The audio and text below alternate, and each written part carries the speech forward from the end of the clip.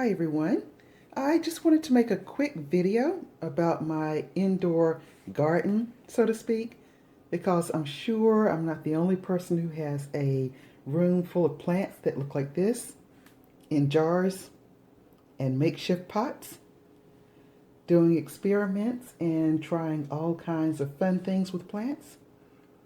So I recently rearranged some of my plants and cleaned them up, cleaned the jars, cleaned the roots, did a little trimming and pruning. So let me just walk through these for a second. And I actually need help figuring out what some of these are because I'm not quite sure. For instance, let's start with this one. So this I know is a wandering Jew or spiderwort, more specifically. And I just learned that wandering Jew is not actually the name of a single plant. It's actually the name of several plants, and this is one of them. This is the spiderwort, or a zebrini or something like that, because of the stripes on the leaves. The problem I have with this plant is that the roots are incredibly thin, and I have never been able to grow this in anything except water, and this is about the most I've ever been able to do. These things tend to get really leggy and thin, and I have never successfully grown it in soil. I'm going to try one more time with this piece and see how it does. So if you have any tips for me on how to grow this better and make it nice and full and bushy, like the wandering Jew plants I always see in the store and in the catalogs, I would love that so much. Then I also have this one, which I also thought was from the same family as the Wandering Jew family, but I'm not really sure that it is. It's really gorgeous though. The leaves are nice and firm, almost a little bit stiff. They have a little bit of thickness to them, and as you can see, there's a little purple in the center. And here's a baby that's just getting started. I don't often have real success with this in dirt either, and I think it's because of the growing habit of it. As you can see, that stem growing all down, and I had to use a little bamboo stalk to keep it up. And I'm not really sure what to do with it. I don't know. Wish me luck. Right now I've got it in my Crown Royal glass and a peat pot. At least I can see how dry it is over time and if I've watered it enough when it's time for that. Okay, and then I've got another one here, and I love this so much. I love a Christmas cactus, aka Thanksgiving cactus to some. I started this from a few single pieces. In fact, it was a single piece of 5 leaves. And I separated each of the 5 leaves, and that was months ago. And this is what I've gotten so far from it. It's absolutely beautiful. I love it. Another simple peat pot. Nothing fancy. My homemade soil mix, which you can see is not perfect, but it's pretty light and it works. This plant is beautiful and it's putting out new babies. Look at that. Gorgeous, right? And then another plant, which I have wanted because I really wanted to pay for a full plant. So I took a small piece from my dad's plant. It was getting a little bit heavy, and so I tore off a little piece, stuck it in water, and this was maybe, right at Christmas time, and this is now February 3rd, I think. So it has done very well, putting out nice, solid roots. I love it.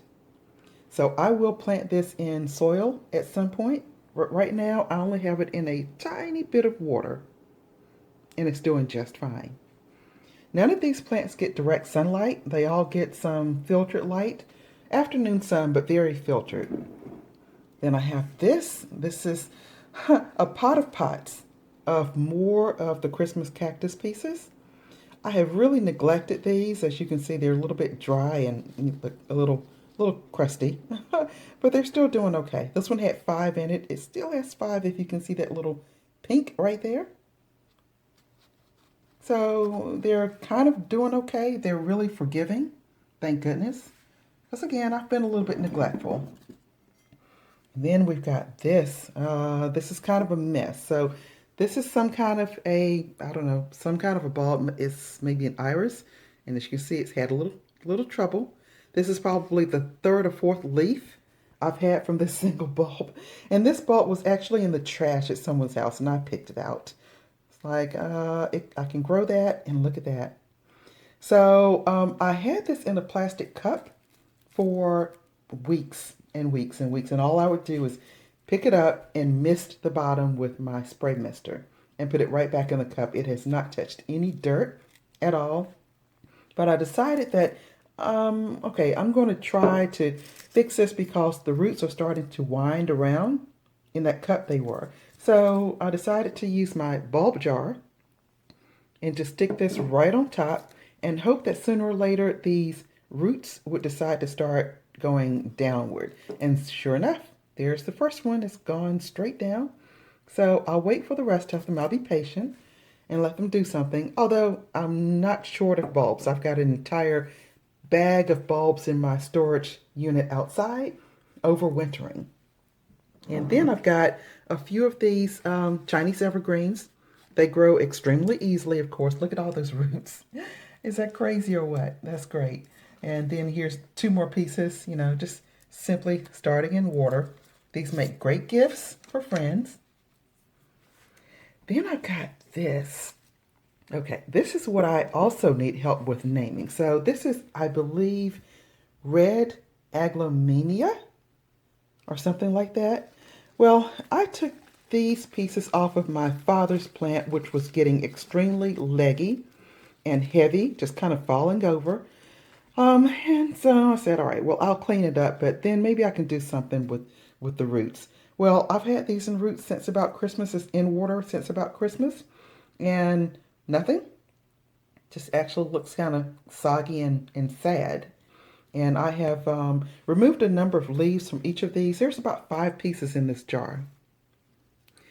So I probably should remove more leaves so the root system doesn't have to compete with the existing leaves and can focus on putting out some new roots. But one of these does. And it's probably going to be the last one I pick out of the jar. Doesn't that always happen? Of course. Nope, not that one. One of these has a new root on it. And I was so excited the other day when I saw it. It's one root out of all of these. And look, they don't even stay in the jar too well. Oh, what a mess. What a mess. But anyway, they look really pretty. Nice and full, green and pink. Perfect for the AKA. My mother was an AKA. Perfect plant for her. Sooner or later, once these really start developing some roots, I will put them in soil. But if you'll notice something, and I see 3 of them as I stand here. I thought there was only 1, but now I see 3. Look at that, right there. Look at that, new baby coming up, new shoot. And look at that, right there, another one, a new shoot, and look, right there. So, all right, so I'm not really getting a good root system developed yet, but I'm definitely getting new shoots from these leaves, and that's pretty amazing to me. So if anybody has, really good advice on how to handle the red aglaomenia or whatever this particular plant is, please, in the comments, please let me know because I need help with it, very much so. All right, I'm skipping around a little bit, but I just wanted to show you just a simple pothos. I call it pothos. I think some call it pothos, but I've always called it pothos. Just a simple mini plant. And, I really should never have any problem growing these. And as you can see, this has grown roots pretty nicely. I've had it in this jar for quite some time, and I put it in an afternoon facing sunny window and thought that it would just really take off and do its thing. But it doesn't really like this jar, which is kind of interesting. It's giving me new leaves, and that's nice and firm there. Very nice. And then there's another one there coming up. But it just kind of looks sad. So I don't know. I'll pull this out and do something else with it. Maybe make some babies from it. All right, and I've got this plant right here. Okay, my Hoya. All right, and if you aren't familiar with Hoyas, there are a lot of variations of Hoyas out there. This is, well, I mean, maybe this is the only one I've ever known, but it's definitely my favorite. Look at that gorgeous leaf. Isn't that fantastic? It's shiny, It's thick, it's full, it's nicely ribbed, perfectly shaped, nice point at the end, pretty smooth edges. I really, really love this little plant. There's a story behind this plant for me. This story comes from my aunt's plant, which was decades old. She had it in her sunroom for years, and she trained it all the way around the sunroom, up corner and up the wall, and down all the way to the other side of the room, down that wall. It was absolutely amazing. I took pieces from that plant year after year after year, and I could not get that thing to grow. And it was always disappointing. I don't know what I was doing wrong, just bringing it home and sticking it right in dirt, which should work. I mean, Hoyas are a little bit forgiving, a little bit. They're about funny with their blooming schedule, but growing them should not be hard at all. Well, this time I took a piece of that plant and I put it in a Ziploc bag with a wet paper towel, and I took it home. I squeezed the air out, took it home, put it in my windowsill in a morning north-facing sun light, and left it there for months, maybe a year. I mean, it was quite a long time. On occasion, I'd open the bag just to give it a little fresh air, not close it right back up. Never watered it again or anything, so it literally survived off of a wet paper towel for like a year almost. And finally, I decided to take it out. I put the thing in water. I said, okay, I can put it in water and not kill it. And sure enough, it loved it. It took off. It actually bloomed for me in water. Absolutely fantastic. So I have actually gotten bold and started to take more clippings from it. And the main plant that I have is growing absolutely beautifully with nothing really but some light from a regular room lamp. And this is yet another piece from that. And I'll stop and show you that nice plant though right now.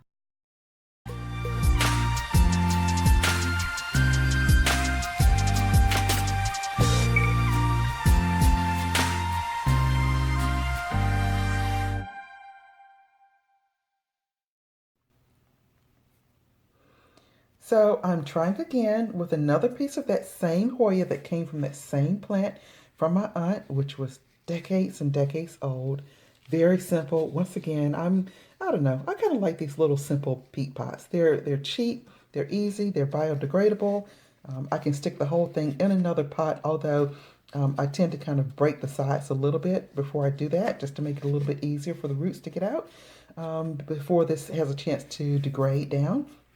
And it seems to be doing well, minus this one little odd spot, and I'm not sure what that's about. I'll have to look that up. Anyway, yay for Hoyas. Let me know if you are a Hoya fan. I'm a huge fan of Hoyas. Okay, and just one last little plant. And it's actually not quite a plant, it's grass. I posted this on my Instagram recently. This might not look like anything at all. In fact, it may look kind of pitiful. Okay, so I have a bunch of wheatgrass seeds, and I was so excited to plant my wheatgrass. I'm going to juice and do all of that stuff. I juice anyway, but I just haven't been able to juice any wheatgrass. So I'm going to start growing my own wheatgrass. Very easy to do. I I really put this soil together. Yeah, I don't know if you can tell, but I've got a number of things in this soil. It's amended pretty well, even though it does look dry right now, but that's okay. Um, Everything has been able to grow in this for me so far, except maybe that wandering Jew. So maybe that tells me something. But anyway, so I layered my wheatgrass seeds perfectly across.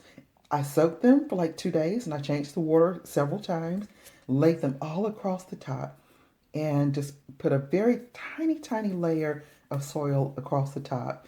And don't you know, minutes later, I went to stand up and I kicked the entire thing over on the floor.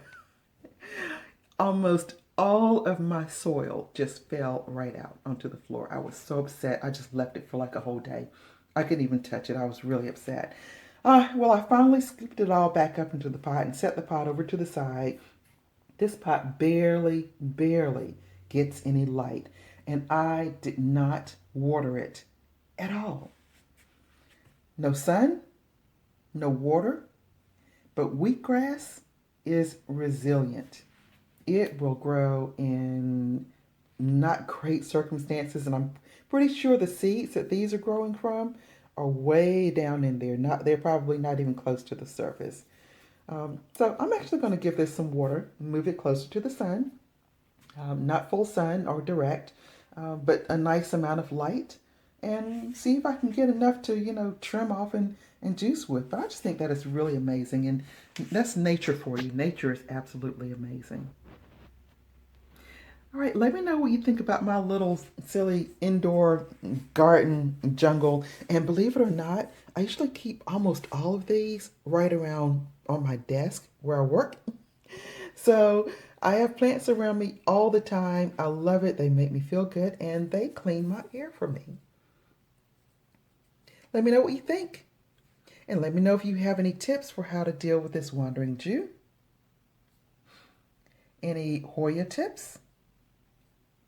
And especially any red aglaomenia tips. Everyone have a great day. Bye-bye.